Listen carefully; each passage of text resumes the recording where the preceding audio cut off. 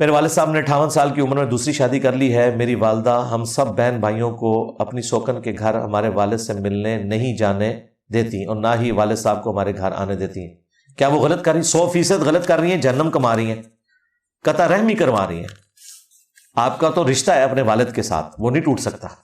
نہ آپ کے والد آپ کو اپنی والدہ سے ملنے سے روک سکتے ہیں، نہ آپ کی والدہ آپ کو اپنے والد سے ملنے سے روک سکتی ہے. بخاری مسلم میں حدیث ہے، اللہ تعالیٰ نے جب صلہ رحمی کو پیدا فرمایا تو فرمایا جو تجھے جوڑے گا میں اسے جوڑوں گا اور جو تجھے کاٹے گا میں اسے کاٹ دوں گا. رحمی رشتے آپ نہیں توڑ سکتے. بخاری مسلم میں تو ہے کہ ایک مسلمان دوسرے مسلمان سے 3 دن سے زیادہ ناراض نہیں ہو سکتا. رحمی رشتے نہیں ہو سکتے. نہ کوئی باپ اپنی اولاد کو آگ کر سکتا ہے، یہ رشتہ ٹوٹ ہی نہیں سکتا. یہ بگوٹن رشتہ ہے. ایک صورت میں ٹوٹے گا کہ باپ مرتد ہو جائے یا بچہ مرتد ہو جائے، اور وہ بھی صرف وراثت کے پوائنٹ آف ویو سے ٹوٹے گا. بخاری مسلم میں ہے کہ کافر کا وارث مسلمان نہیں اور مسلمان کا وارث کافر نہیں.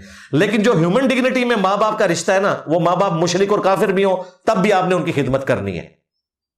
بیمار ہو جائے تو ڈاکٹر کے پاس لے کے جانا ہے، ان کے کھانے پینے کا بھی دھیان کرنا ہے. ہاں شرک کی طرف بلائیں تو پھر آپ نے ان کا ساتھ نہیں دینا.